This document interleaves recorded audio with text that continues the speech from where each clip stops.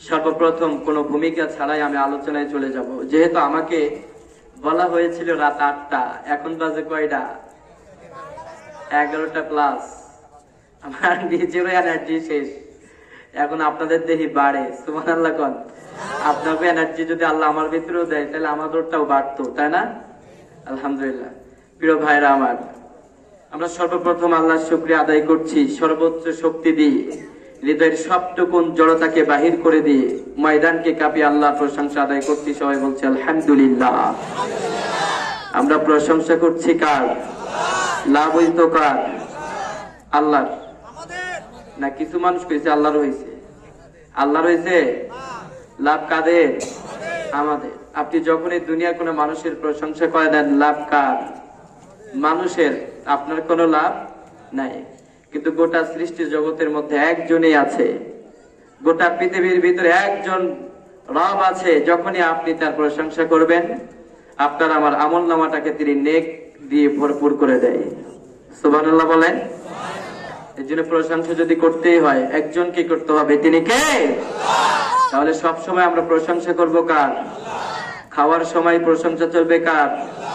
ঘুমানোর সময়, সুদ খাওয়ার সময়। তার মানে একদিকে চলে এগুলি, মানে সুদ খাওয়ার সময়ও আরে সাইরা দে, তাড়াতাড়ি সুদের পেমেন্টটা করে ফেলো, আমি নামাজে যাবো। হ্যাঁ, নামাজের সময় যাইতেছে, এমন নামাজি আসেনি? আল্লাহ হেদায়েত দান করুক, বলেন আমিন। রাগ করেছেন? আলহামদুলিল্লাহ বলেন। প্রিয় ভাইরা আমার, আজকের যে সূরা থেকে আমি আলোচনা করব, সূরাটার নাম সূরাতুন নূর। আওয়াজ দিয়ে বলতে হবে সূরাটার নাম কি? আপনারা কি তাফসীর পছন্দ করেন তো? আলহামদুলিল্লাহ বলেন। এই পৃথিবীতে, এই ইউনিভার্সে আল্লাহ সুবহানাহু ওয়া তাআলা একজন নবী পাঠিয়েছিলেন, যিনি সর্বপ্রথম রাসূল হিসেবে পৃথিবীতে এসেছিলেন। তার আগে কোন রাসূলকে আল্লাহ পাঠায় নাই, কাউকে আল্লাহ নবুয়ত দেয় নাই। তিনি সর্বপ্রথম পৃথিবীর বুকে সর্বপ্রথম রাসূল। সুবহানাল্লাহ বলতেন না? আমরা এমন একজন রাসূল সম্পর্কে জানতে যাচ্ছি, এমন একজন আল্লাহর পেয়ারা বান্দা সম্পর্কে জানতে যাচ্ছি, যে তারপরে কোন নবীকে আল্লাহ রিসালাত দিয়ে পৃথিবীতে প্রবেশ করান নাই। সুবহানাল্লাহ বলেন। এবং তার একটা নাম আছে, সেই নামটা হচ্ছে আবুল বাশার আস-সানি। মানব জাতির দ্বিতীয় পিতা বলা হয় তাকে। সুবহানাল্লাহ বলেন। আমাদের আদি পিতা অর্থাৎ মানব জাতির পিতা বলা হয় কাকে? সাইয়েদিনা আদম আলাইহিস সালাম, তাকে বলা হয় আবুল বাশার, মানব জাতির পিতা। ঠিক কি না? আমাদের আদি পিতাকে আদম আলাইহিস সালাম। আর আরবি ভাষায় মানব জাতির দ্বিতীয় পিতা বলা হয় সাইয়েদিনা নূহ আলাইহিস সালাম। সুবহানাল্লাহ বলতেন না? একটু জিকির করেন, লা ইলাহা।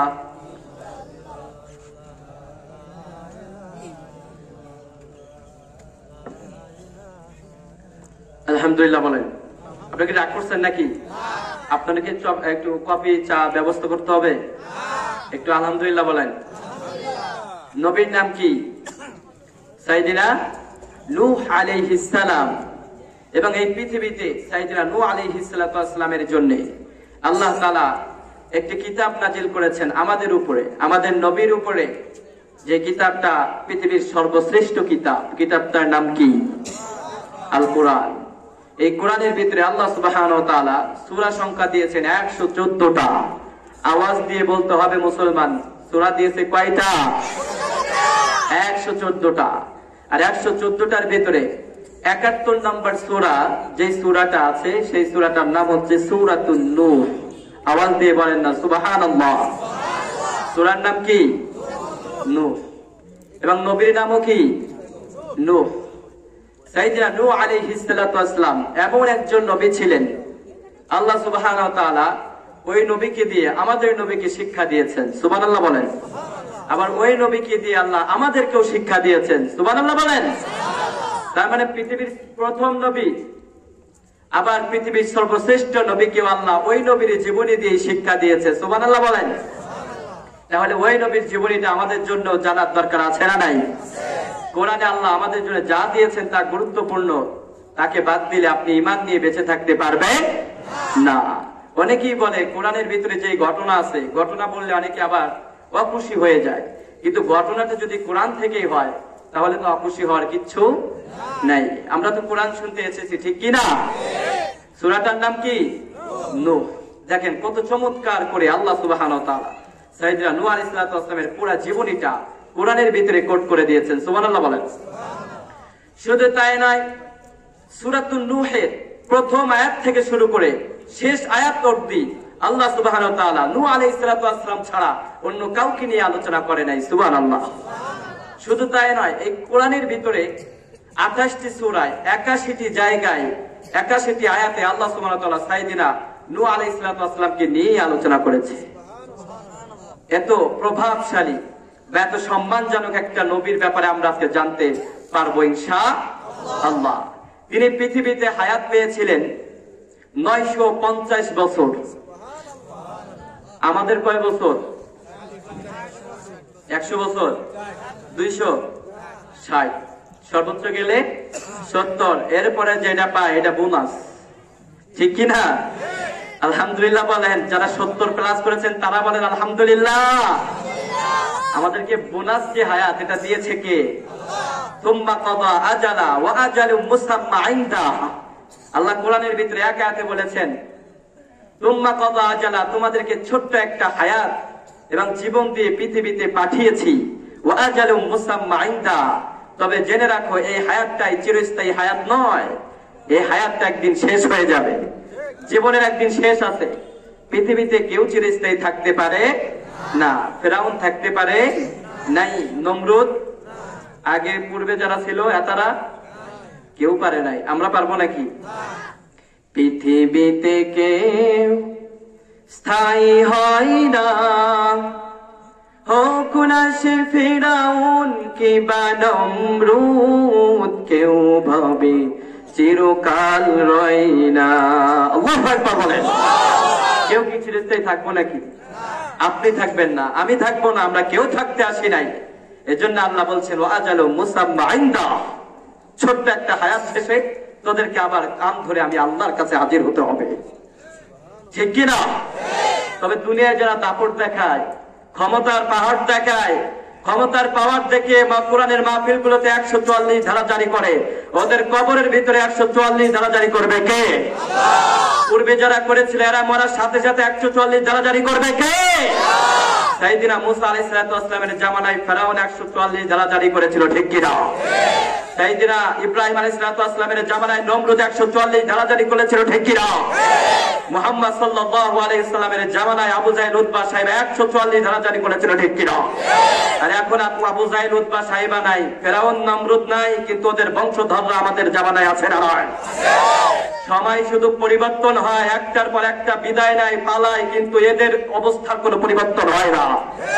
এরা একটা চলে গেলে আরেকটা মাথা চাড়া দেয় কোরআনের মাহফিলে বাধা দেওয়ার জন্য, ঠিক কি না? মনে রাখতে হবে ক্ষমতা কোনোদিন চিরস্থায়ী হয় না, জীবনটাও চিরস্থায়ী নয়। দুনিয়াতে ক্ষমতা দেখালে কি হবে? কবরে গেলে ক্ষমতা কান ধরে আল্লাহ ছিনিয়ে নেবে, ঠিক কি না? কবরে গেলে ওর গায়ে লেখা থাকে যে এটা আওয়ামী লীগের নেতা ছিল না, ফেরেশতারা ভয় পাবে তো। আছেন এরকম? না। প্রিয় ভাইরা আমার, কেউ কি রাগ করতেছেন? কষ্ট পাচ্ছেন? কোরআন দিয়ে আমি কথা বলতেছি। চলে যেতে হবে একদিন। এই টাকার পাহাড়, ক্ষমতার পাহাড়, একজন আর একজনের অপমান করে, দাম দেয় না, সম্মান দেয় না। এই যে আমার সামনে আরো মুরব্বী বাবারা আছে, সম্পদ নাই, অর্থবিত্ত নাই, কিন্তু ধনীদেরকে দেখলে কেউ তারে সালাম দেয় না, এই বেটা আগে সালাম দেয়, ঠিক কিনা? এরকম অহংকারী মানুষ আমাদের সমাজে আছে না নাই? সব অহংকার শেষ হয়ে যাবে মারা দেওয়ার সাথে সাথে। এই জন্য অহংকার করা যাবে যাবে। আল্লাহ আমাদের কবুল করেন, বলেন আমিন। ভাইরা আমার, যেই কথা বলতেছিলাম, পৃথিবীতে আমরা কেউ চিরস্থায়ী থাকতে আসি নাই। তুম্মা কাদা আজালা, ছোট্ট একটা হায়াত দিয়ে আল্লাহ তাআলা আমাদেরকে প্রেরণ করেছেন। আর এই ছোট্ট হায়াতে আপনি কিভাবে আপনার জীবনকে গুছিয়ে নেবেন, তার জন্য আল্লাহ সুবহানাহু ওয়া তাআলা পথ প্রদর্শক, নির্দেশক হিসেবে যুগে যুগে অসংখ্য অগণিত নবী এবং রাসূলদেরকে পৃথিবীতে প্রেরণ করেছে। সুবহানাল্লাহ বলেন। যেন কোন জাতি আল্লাহর কাছে কিয়ামতের দিন উঠে বলতে না পারে, আল্লাহ তুমি আমাদের উপরে কোনো নবী পাঠাও নাই, আল্লাহ তুমি তো কোনো নবী পাঠাও নাই, কোন রাসূল তো তুমি আমাদের উপরে পাঠাও নাই। ও আল্লাহ, কেমনে আমরা সঠিক পথ পাইতাম? রব্বুল আলামিন সঠিক পথ পায় নাই, এজন্য পায় নাই কেন তুমি আমাদের উপরে নবী পাঠাও নাই।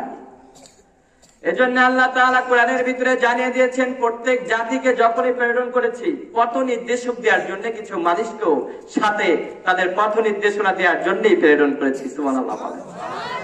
এজন্য আমাদের এই জামানায় আজকে নবী নাই, নবী আছে নাকি? কিয়ামতের আগে কোন নবীকে আল্লাহ রিসালাত দিয়ে প্রেরণ করবে নাকি? কোনদিন আসবে নাকি? আসবে না। আল্লাহ তাআলা কোরআনের ভিতরে বলেছেন, মা কানা মুহাম্মাদুন আবা আহাদিন মিন রিজালিকুম ওয়ালাকিন রাসূলুল্লাহ ওয়া খাতামান নাবিয়্যিন। রব্বুল আলামিন বলেন, ও নবী, আপনার পরে কোন নবীকে আমি আল্লাহ পাঠাবো না, আপনার পরে কাউকে রিসালাত দান করব না। ও নবী, তুমি হচ্ছে জামানার শেষ নবী।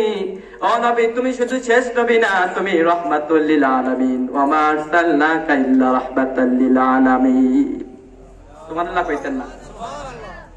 আল্লাহ বললেন, ওগো নবী, মা কানা মুহাম্মাদুন আবা আহাদিম মিন রিজালিকুম ওয়ালাকিন রাসূলুল্লাহ ওয়া খাতামান নাবিয়্যিন। ও নবী, তুমি শেষ নবী, তোমার পরে কোন নবীকে পাঠাবো না।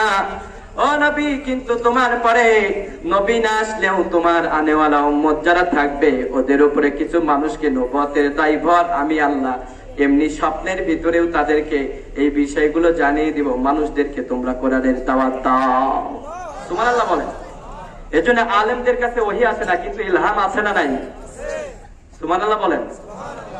এজন্য যারা হক্কানি আলেম ওলামা, যাদের ইলম বেশি, বাহার বেশি, তাদের কথাগুলা যুগের পর যুগ কেটে যায়, কিন্তু কথাগুলা বাস্তবে পরিণত হয়, ঠিক কিনা? এদেশের একজন মুফাসসির ছিলেন, প্রখ্যাত মুফাসসির। দীর্ঘ 50টা বছর টেকনাফ থেকে তেতুলিয়া কোরআনের দাওয়াত নিয়ে এক এলাকা থেকে অন্য এলাকা ছুটেছিলেন, ঠিক কিনা?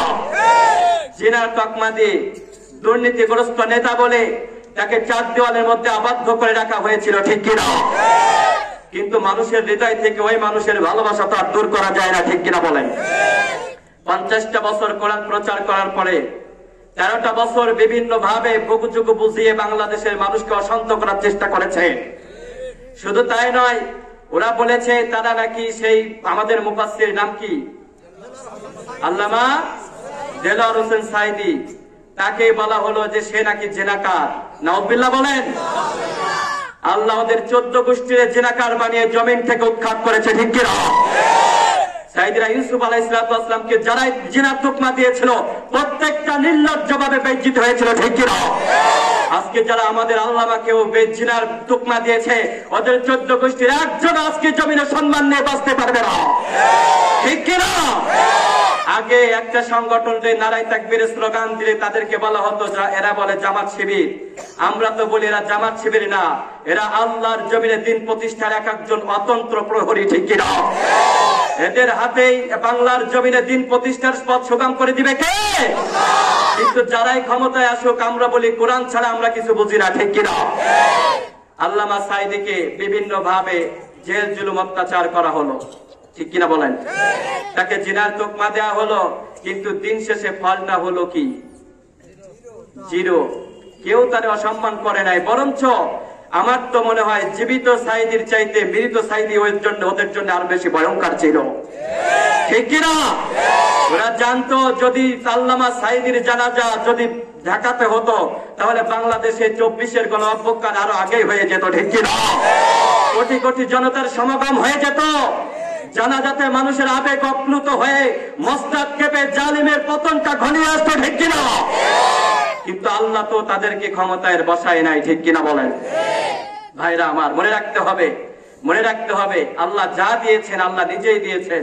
আল্লাহ আমাদেরকে ক্ষমতা দেয়, পাওয়ার দেয়, আর আল্লাহ আমাদেরকে ছাড় দেয়, দিয়ে দেখে আমরা সঠিক পথে আসি কিনা, ঠিক কিনা? যখন আমরা না আসি তখন কি হয় জানার দরকার আছে না নাই? যাহারাল ফাসাদু ফিল বাররি ওয়াল বাহরি বিমা কাসাবাত আইদিন নাস। আজকে যারা ময়দানে আছেন, যারা ময়দানের বাইরে থেকে আওয়াজ শুনছে, সবার জন্য এটা একটা শিক্ষা। শুধু নেতারা না, আমাদের ফ্যামিলিতেও অনেক মানুষ আছে, দেখবেন তাদের ফ্যামিলির ভিতরে কেউ যদি একটু সম্পদশালী কম হয় তাহলে তারে দাম দেয় না, ঠিক কিনা? এরা সবকিছু থেকে বঞ্চিত করার পাইতারা করে, ঠিক কিনা? এলাকায় যিনি সম্পদশালী গরিবদের সম্পদকে লুণ্ঠন করে খাওয়ার চেষ্টা করে, ঠিক কিনা? আল্লাহ সবার জন্য একটা সবক দিয়েছে। রব্বুল আলামিন পবিত্র কোরআনের ভিতরে বলছেন, যাহারাল ফাসাদু ফিল বাররি ওয়াল বাহরি বিমা কাসাবাত আইদিন নাস। রব্বুল আলামিন বলেন, ও আমার গোলাম, তোমাদের দুই হাতের কৃতকর্মের জন্য যাহারাল ফাসাদু, জলে এবং স্থলে, বিমা কাসাবাত আইদিন নাস, এই যে দুইটা হাত তোমাদেরকে দিছে কে? আমাদেরকে দুইটা হাত দিছে কে? আল্লাহ বলেন, আমার হাত দিয়ে যখন তোমরা আজে বাজে কাম করো, শুধু হাত দিয়ে না, মুখ দিয়েও কথা কয়, আছে না নাই? আল্লাহ বলেন, ওয়ালাকাদ যারানা লি জাহান্নামা, এরকম কিছু জাহান্নামের নরকীর্তি আমি জাহান্নামে দেওয়ার জন্য সৃষ্টি করেছি, ঠিক কিনা?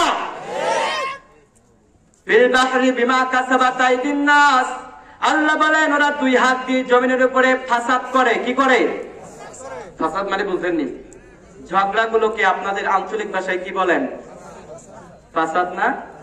আল্লাহ বলেন এমন কিছু মানুষ আছে এরা জমিনের উপরে, শুধু জমিনে না, স্থলের ভিতরেও, অর্থাৎ পানির ভিতরে ওরা ফাসাদ করে।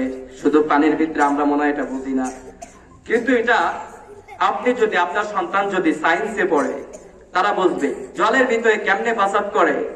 জলের ভিতরে এক দেশ আরেক দেশের সীমানি নেই, হানাহানি করে, মারামারি করে, রক্তপাত ঘটায়, ঠিক কিনা? যেমন আমাদের বাংলাদেশে বর্তমানে এটা একটু প্রভাব হয়েছে।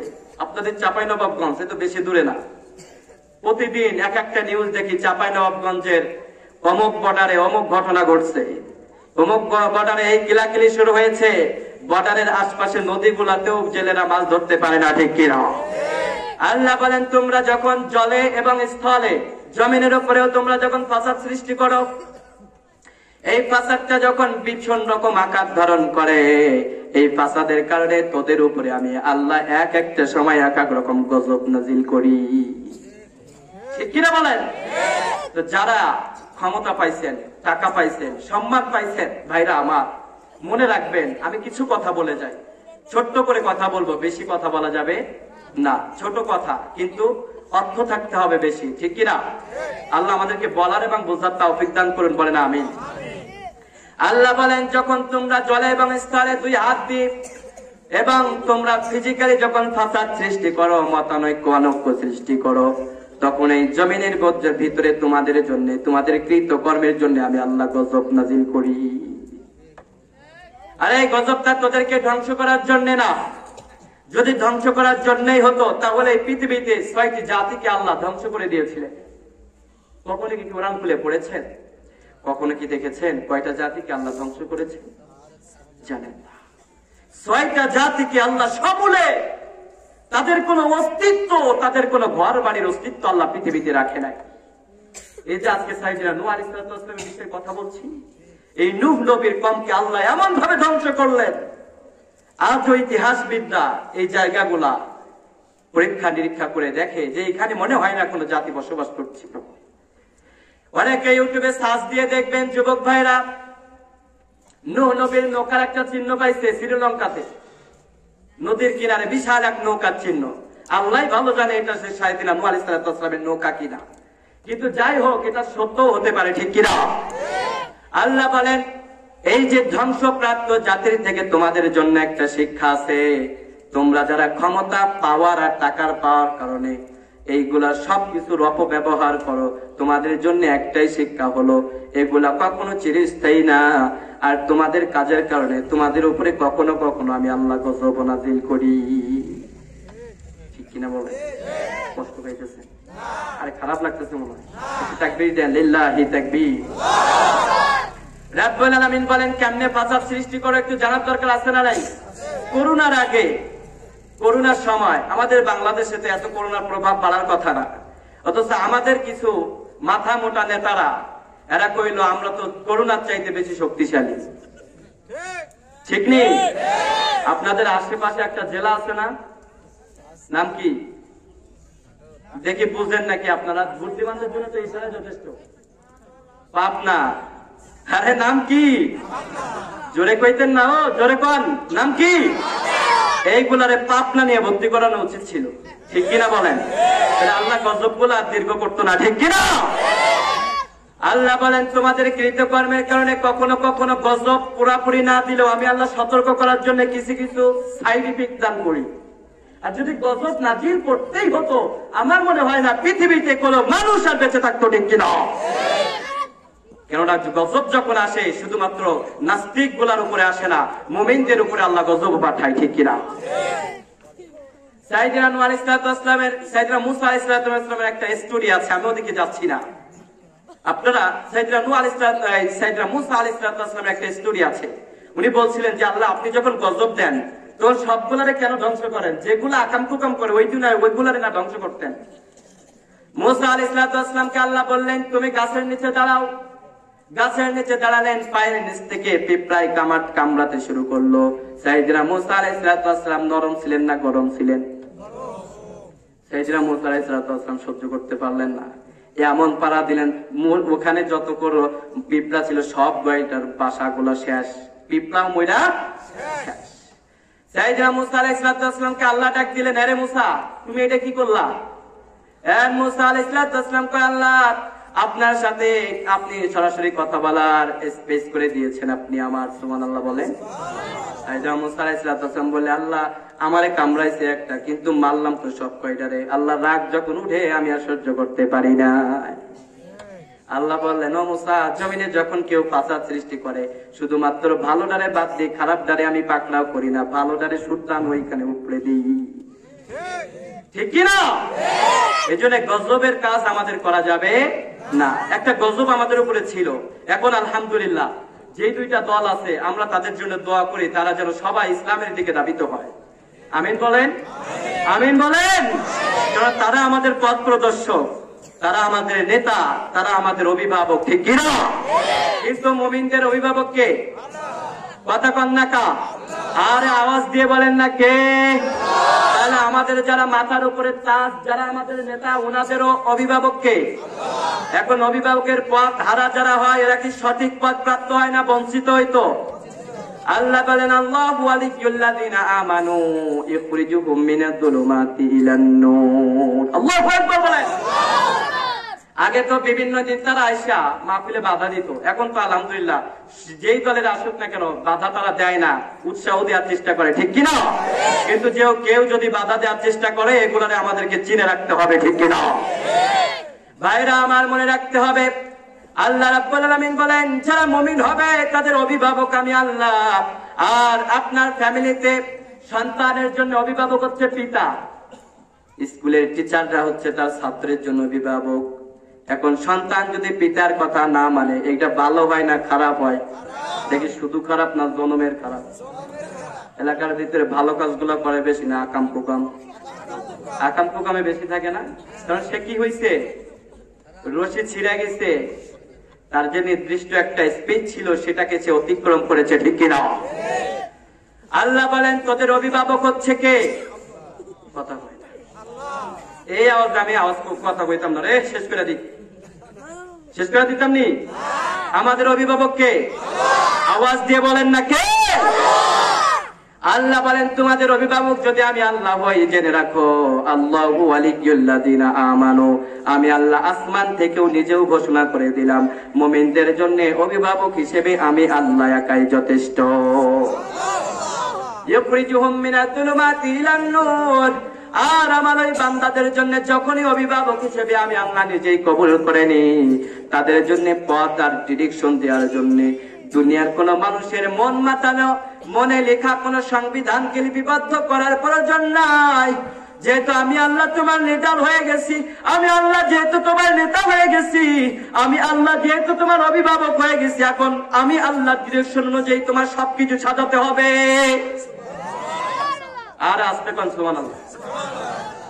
এখন তাইলে কম যারা আমাদের মাথার তাজ ওনাদের মানতে হবে কার কথা? কার কথা? ইখরিজুহুম মিনাজ-যুলুমাতি ইলান-নূর। আল্লাহ বললেন যদি আমার কথা মানো তাইলে তোমাদেরকে কি করতাম জানোনি? জানার দরকার আছে না নাই? লাইট গুলো অফ করে দিলে কি হইবে না? জোরে কোন। আপনারা কি ঢাকার ভাষাও বুঝে না? আমি তো নিজেও বুঝি না ঢাকার ভাষা, কারণ আমি সাতক্ষীরার মানুষ। হ্যাঁ, সুবহানাল্লাহ, সুবহানাল্লাহ বলেন। তাফসীর শুনতে মজা আর মজা, ঠিক নেই? ভালো লাগে, আলহামদুলিল্লাহ বলেন। আল্লাহ বলেন, বান্দারে কোরআনের ভিতরে আসলেও মজা, ঠিক কিনা? কোরআন যদি মানেন কোরআনের ভিতরেও মজা, কোরআন যদি বুঝেন কোরআনের ভিতরেও মজা আছে না নাই? রাব্বুল আলামিন বলেন, তোমাদের অভিভাবক যখন আমি আল্লাহ হয়ে যায়, যদি লাইট গুলো অফ করে দিলে এই জায়গাটা অন্ধকার হয়ে যায়, অন্ধকার হলে আপনারা এখানে এইরকম শান্তভাবে বসতে পারবেন? পারবেন নি? এরা ভিতরে বাইরে পারতো রে? পারবেন নি কেউ? কেউ পারতেন? হট্টগোল শুরু হয়ে যাবো, মারামারি শুরু হয়ে যাবো, কিলাকিলি শুরু হইব, ঠিক কিনা? আল্লাহ বলেন, বান্দারে ইখরিজুহুম মিনাজ যুলুমাতি ইলান নূর, সুবহানাল্লাহ বলেন। আল্লাহ বলেন, যখনই আমি আল্লাহ তোদেরকে আমার অভিভাবক হিসেবে, আমি আল্লাহর অভিভাবক হিসেবে তোদেরকে আমার গণ্ডির ভিতরে ডেকে নিই, তোদেরকে আমার সেপারেট করা জায়গার ভিতরে, আলাদা করা জায়গার ভিতরে যখনই আমি আল্লাহ অংশগ্রহণ করিয়ে দিই, আমি আল্লাহ তোদেরকে অন্ধকারের ভিতরে রাখি না, অন্ধকার থেকে তোদেরকে আলোর দিকে আমি আল্লাহ জায়গা দান করে দিই। আর যাদের ভিতরে কোরআন নাই, এদের মনের ভিতরে শুধু অন্ধকার আর অন্ধকার, ঠিক কিনা? এই জন্য ওরা কোরআনের আলোতে সহ্য করতে। কোরআনের নাম, একটা নাম হচ্ছে আর-নূর, আর নূর শব্দের অর্থ হচ্ছে বাতি, আলো, লাইট। কোরআনের একটি নাম হচ্ছে আল-মুবিন, কোরআনের নাম হচ্ছে ফুরকান। কোরআন স্পষ্ট কথা বলে, এজন্য স্পষ্ট কথা যখন ওদের অন্ধকারকে ছিন্ন করে আলোর প্রদীপ জ্বালাতে চায়, তখন ওরা কয় আমরা আকাম করে ডাকতেছি, অন্ধকার দিয়া তোরা এখানে আলো জ্বালাতে আসিস কা, ঠিক কিনা? তখনই ওরা বাধা দেয়, তখনই মাহফিলে দাঁড়িয়ে দাঁড়িয়ে বলে রাজনৈতিক বক্তব্য মাহফিলে দেওয়া যাইতো না, ঠিক কিনা? কারণ ওরা তো লাইটটা অফ করে কলমের খোসা দিয়ে লক্ষ লক্ষ কোটি কোটি টাকা বিদেশে পাচার করবে, ঠিক কিনা? আপনি তো অন্ধকারের রুমের ভিতরে বাতি জ্বালিয়ে দিচ্ছেন, ঠিক নেই? এই জন্য কিছু মানুষের গায়েও জ্বলে। এনে আমি ঠিক কয়, পরে কালকে চায়ের দোকানে যাচ্ছে, বড় অজয় তোরে ওই চায়ের দোকান আসবি, আছে না? অনেকে চালাইবো, দেখেন ধুমায়া চালাইবো। আরে হুজুরে যা জানে এর থেকে তো বেশি জানতাম রে, হুজুরে জান আমারে লইতা, ঠিক নেই? আপনাদের কি ভালো লাগে? খারাপ লাগে? ভাইরা আমার, তাহলে এক নম্বরে আমরা জানলাম যারা ঈমান এনেছে তাদের অভিভাবক কে? তাদের অভিভাবক কে? তারা কার ডিরেকশনে চলে? দুনিয়ার কোন মুসলিমরা কোন তাগুতি শক্তির কোন ডিরেকশনে চলতে পারে না, আওয়াজ দিয়ে বলতে হবে, ঠিক কিনা? আজকে আমেরিকা যদি সত্যের প্রতীক হতো, ফিলিস্তিনি মা বোনদের উপরে রক্তপাত ঘটাতো না, ঠিক কিনা বলে? ডোনাল্ড ট্রাম্পকে তো ধন্যবাদ দিতে হয় একদিক থেকে। গতকালকেই দেখলাম যে ডোনাল্ড ট্রাম্প তৃতীয় লিঙ্গের যে জনগোষ্ঠী আছে, এদের সব জনগোষ্ঠীর নাগরিকত্বকে বাতিল করে দিয়েছে। এটা ভালো কাজ করছে না? ইহুদি খ্রিস্টানদের দ্বারা, যদিও তারা আমাদের শত্রু, কিছু কিছু ভালো কাজ আল্লাহ এদের দিয়ে করায়, ঠিক কিনা বলেন? আজকে সারা বিশ্ব আমেরিকাকে মানে, ঠিক কিনা? আমাদের বাংলাদেশ আপনি যাই কর না কেন, আমেরিকাকে মানে। তাদের কালচার, তাদের চলার বৈশিষ্ট্য, এগুলাও বাঙালিরাও অনুসরণ করে, ঠিক কিনা? আপনি এখানে থাকেন বলে মনে করতেছেন এই কালচার গুলো আমাদের ভিতরে নাই। আপনি বসুন্ধরা সিটিতে যান, যমুনা ফিউচার পার্কে চলে যান, 18 বছরের যুবতী মেয়েটা গলার উন্নাবিহীন একটা টপ পরে ঘোরাফেরা করে, ঠিক কিনা? আবার এই ভাইরাস গুলো আমাদের গ্রামগঞ্জে এখন প্রবেশ করছে। 18 বছরের মেয়েগুলা পর্দা করে না, কিন্তু যেগুলা বুড়ে হয়ে গেছে এগুলার দিকে কেউ তাকাইবো না। একটা 2টার জায়গায় 3টা বোরকা পড়ছে, ঠিক নেই? যুবক পুতুলার চরিত্র কেমনে ঠিক থাকতো? আমাদের এখানে নেতা সাহেব আছে, বানেও নেতা, টানেও নেতা। নেতা সাহেব যারা আছে ওনাদের কাছে আমাদের অ্যাপ্লিকেশন থাকবে, ভাই আমিও তো ছোট মানুষ, ঠিক নেই? এই যুবকরা আসেনি, আনে হাত উঠাও তো দেখি, লিল্লাহি তাকবীর।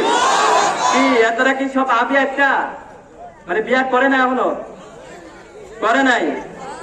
এখন সামনে যদি কোন 18 বছরের যুবতী মেয়া যদি বন্যা ছাড়া যায়, এতে যে মনে মনে কয়বার দর্শন করবো একমাত্র আল্লাহ মাহবুদই ভালো জানে, ঠিক কিনা বলেন? তবে সব যুবক না, কিছু কিছু যুবক আল্লাহর কথা স্মরণ করে হৃদয়ের ভিতরে ভয় জ্ঞাপন করে, ঠিক কিনা? কিন্তু মনে রাখতে হবে, কোন দোকানের ভিতরে মিষ্টি যদি আগলা করে রাখে, কোন প্রকার ঢাকনা ছাড়া রাখে, তাহলে মিষ্টির উপরে মাছে কিন্তু বসবেই, কিনা বলেন? সব জায়গায় এমন মেয়া যদি 18 বছরের যুবতী মেয়ে, তাদের যে একটা বডি স্ট্রাকচার থাকে, এটা একজন বৃদ্ধ দেখলেও তার ভিতরে উল্টাপাল্টা ভাবনা আসতে বাধ্য। ঠিক কিনা বলেন? আমেরিকার কালচারকে গ্রহণ করা যাবে?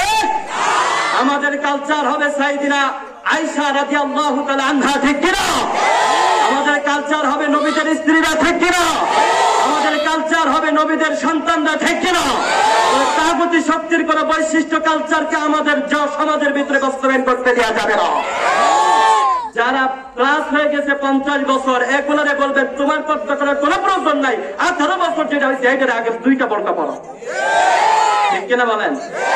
গত বছর 19 সালে না 20 সালে মনে হয় ডক্টর মিজানুর রহমান আজহারী পর্দার বিষয়ে বলতে গিয়ে এই কথা বলেছিলেন যে যেগুলার বয়স না 48 হয়ে গেছে, 50 প্লাস হয়ে গেছে, আমি নিজে এটা ফিজিক্যালি দেখছি। ঢাকা শহরে থাকি তো ভাই, বাইরে হইলেই দেখা যায় বৃদ্ধা মানুষ, তার দিকে কেউ তাকাবে না, কিন্তু একটা জায়গায় 3টা বোরকা পড়ছে। কত বড় পর্দানিশী মহিলা, মানে দেখলে মনে হয় জান্নাত থেকে পালায় আসছে।